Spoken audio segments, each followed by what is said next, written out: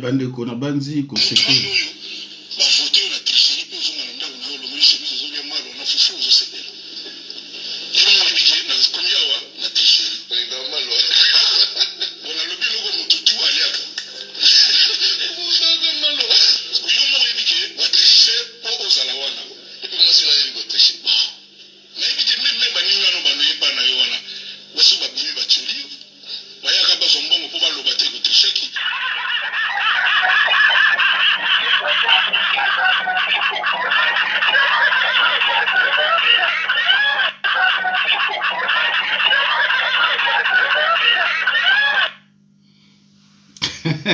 bande ko konsekaiza na marque konsekaiza na marque belé bande ko mbote na bino muto mesana kulandanga bino muto kozaka na besoin ko ka seme voix na ngana makambu ya mboka pe na makambu ya nzambe bande ko na remercier bino mingi ndenge bokiti motema nanga c'est-à-dire que nazalaki bien te mbala moko kaka bino ndenge toza ba mina ba WhatsApp botindeli ngango bon lokola mama moko akomela inga bi papa bazo ko refoule ba combattant na mboka ngana komela inga bi mais est-ce que vous avez des preuves à répondre ngate mbala mona moni mtu susu atinge loko nga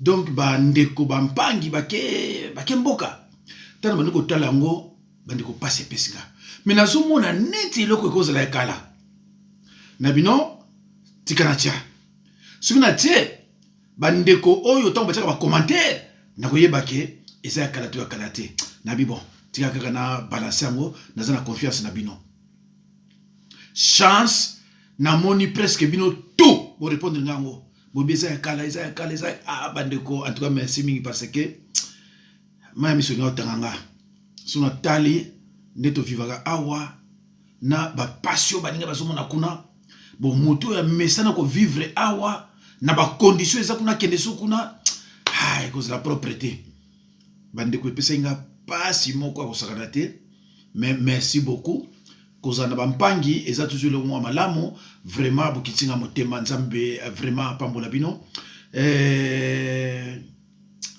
kombe kosila te quand on a le bail qui est vraiment marche à lui au monde qui ose la papier c'est vrai que ça on a posé à payer makamboka ndeko fanda no kaka likambote obazana mikata bakende parce que ceux qui to yebi ba loi pezali que na tel nombre d'années soko bimaki te soko na wapesa mukanda mais olingi pe mboka na yo olingi pe ko fanda te mais ndeko soki netre ba Belgique na ba zongi saka batu na ba Italie vana ndako biso ko toto de merde bandeko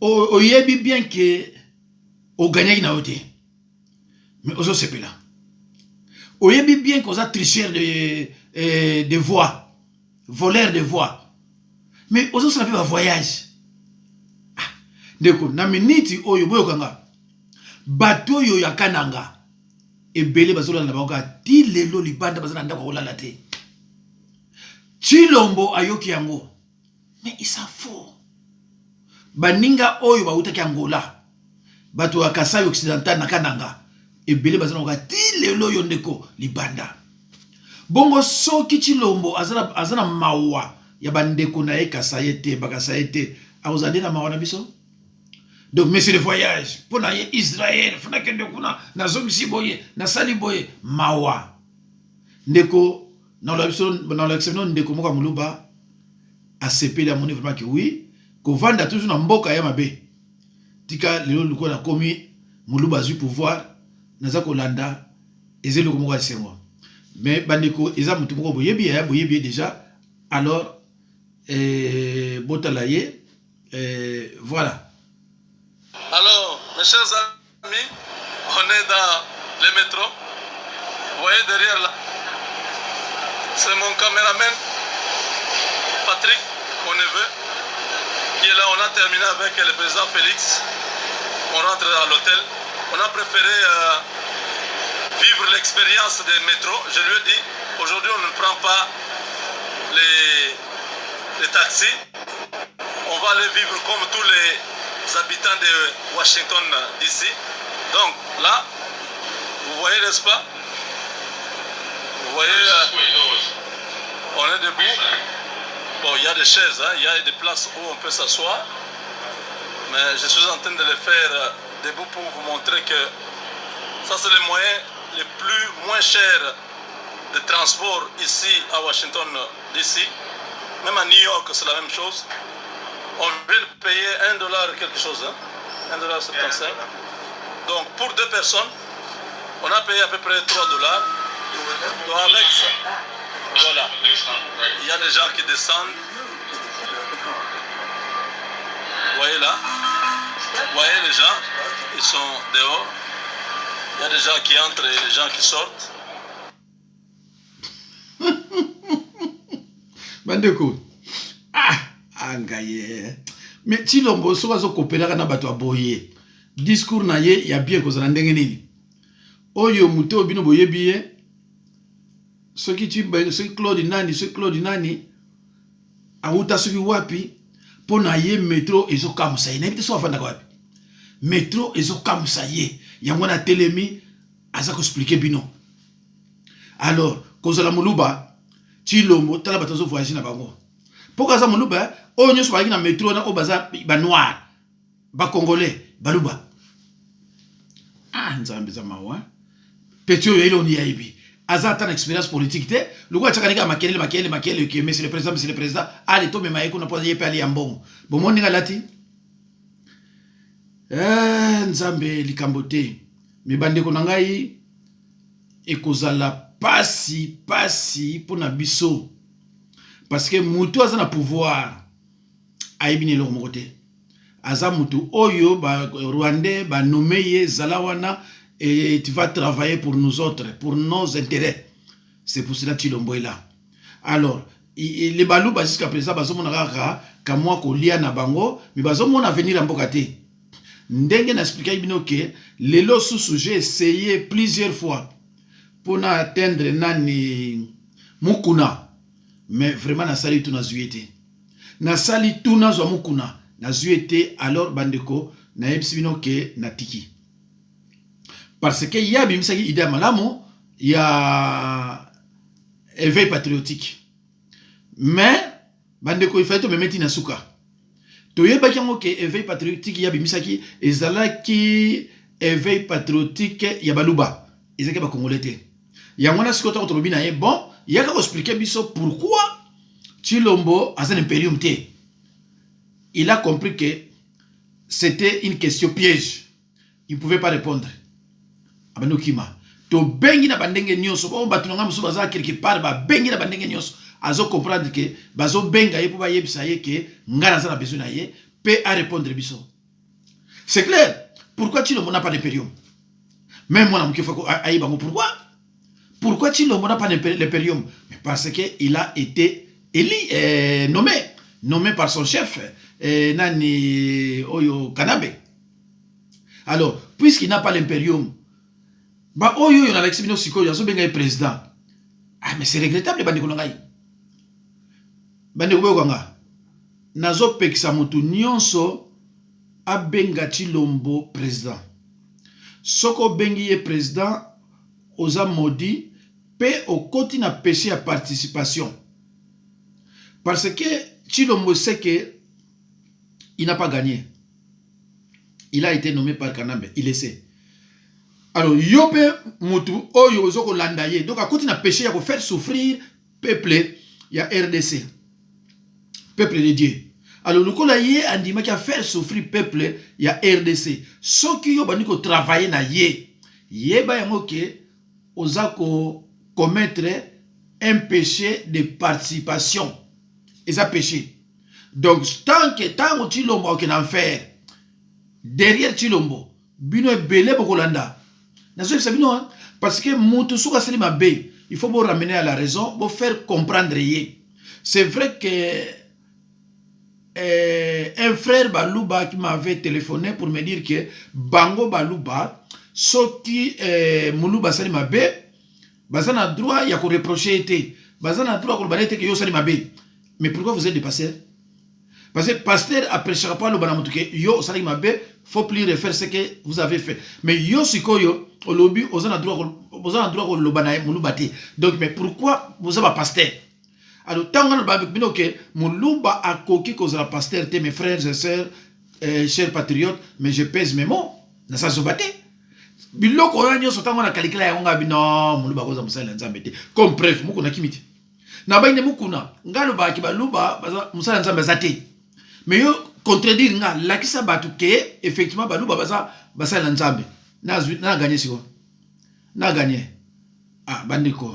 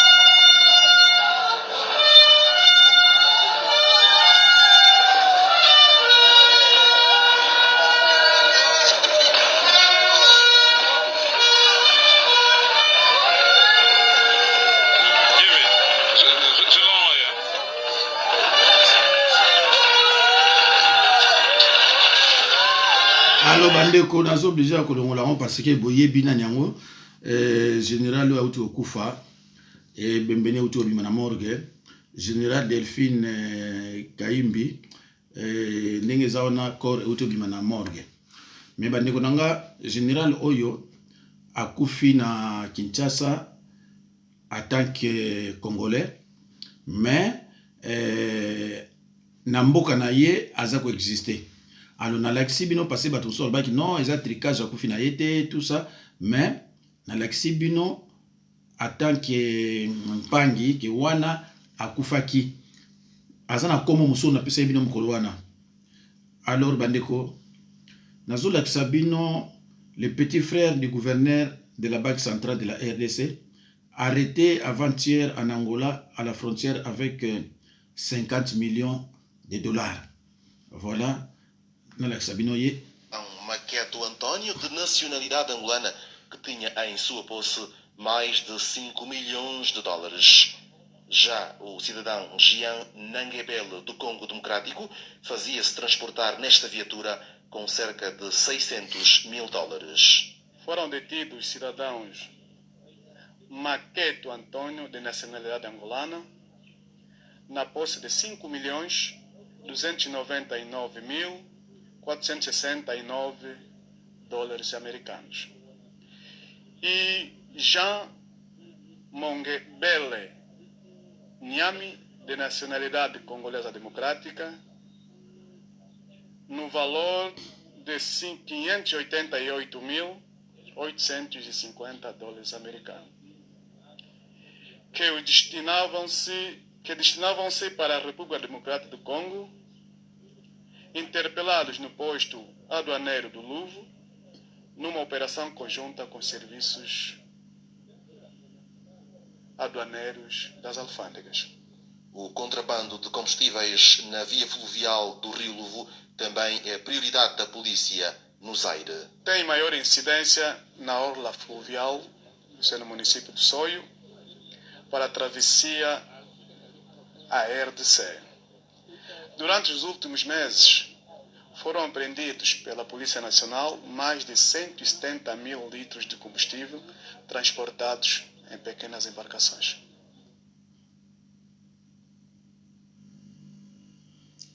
Bandeko Boyoki, petit frère gouverneur de la Banque centrale na RDC, azumbongo akimina na kokota na Angola kuna 50 millions de dollars bakangiye sikoyo na police ya Angola. Alors bandeko bino parmi bandeko na biso ya ba angolais ba mususu abota ba pena Kinshasa mena ndenge balekaki bayibi pe ki portugais. Lokola ndeko wana zobala ki portugais biso ba mususu toyoki penza te.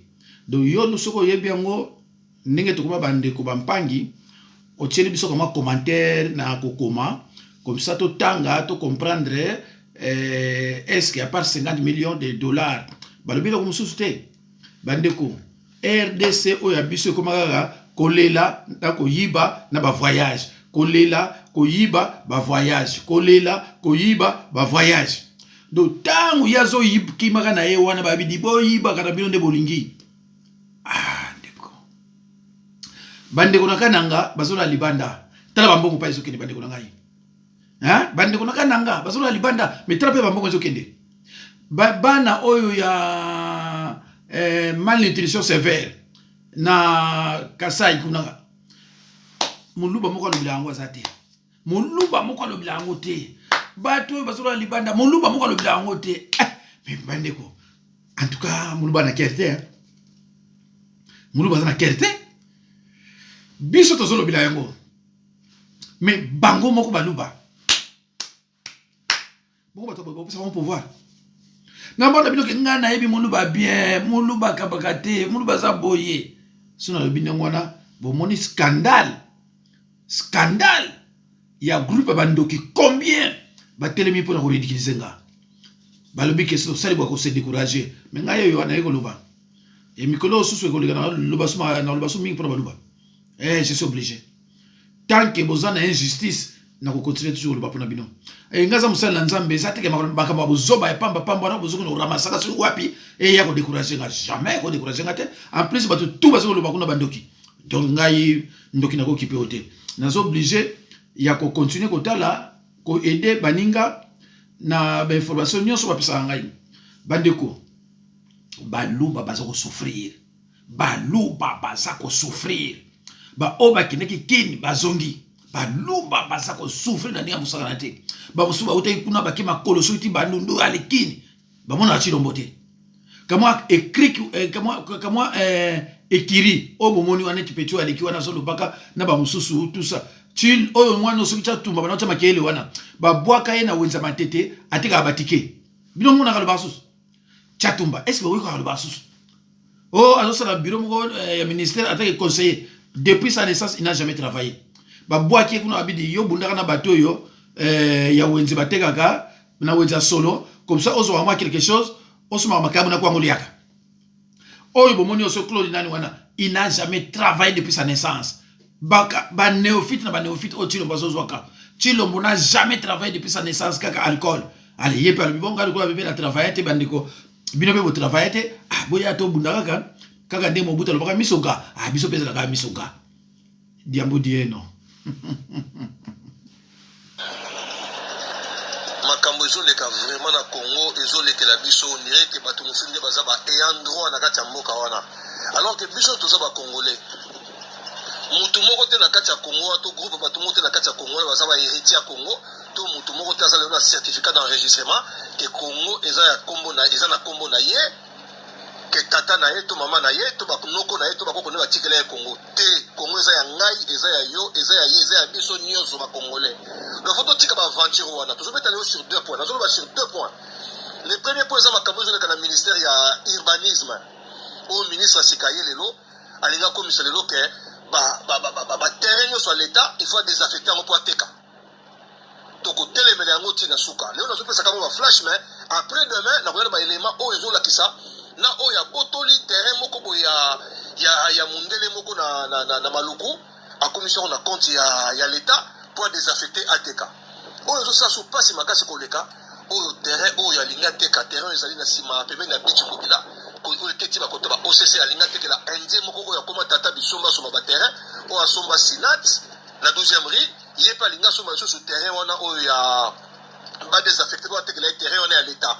Ba élément ezali toujours à côté les mais to ko ça ba sitting ya makasi à partir de la semaine prochaine to ko ça ba sitting pour na côté les makambo wana to boy na Congo na biso soki ba to ba zoya le ko ba poste ministériel to ba tena bazali ba mandataire pour na ko ça makambo na Congo et ko simba te to ko telemela ngo oyo makambo kala wana fo sila lelo za makambo sika Congo faut changer to ko tika mutu mote na Congo to ko telemela bino.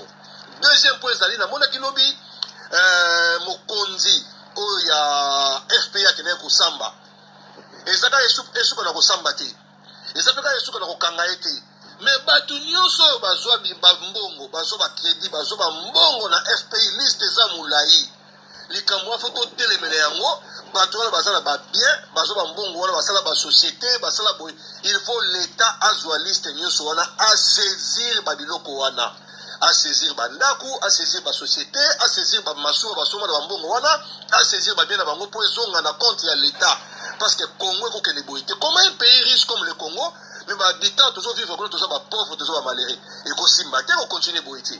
Les lois ko continuer boité. Et puis dans ce cas que nous bimoko na Facebook na moni mutu mo ko na Facebook non, je crois qu'on dénoncer makamba libanais ba kangaki, makamba américain ba kangaki parce qu'il y a ça na société moko boya ya oyo tonga banzela ba pesa ki ba marché. Je n'ai jamais soumissionné pour le marché moko, je ne rappelle jamais la société moko ton Rabanzela, dans un mois garage na mosa électronique au battu sur Baïdi. Donc bateau bazo ça ba calcul va bazo va décourager mais beaucoup décourager ngati. Je crois qu'on va dénoncer ma campagne ma musique tout ça la dénoncer ma musique pour la sani. Donc toujours télé dans ma campagne, toujours mettre c'était dans ma campagne ministère ya urbanisme, ministère wana elingi été kabilo konoso par les biais ya ministre na bango yemoko oboyebi. Tolingi makamwate to côté la semaine prochaine pour qu'on ait élément to ko et puis tout ça point na bilo ko to ça fin na kati ba magui wana. Merci beaucoup.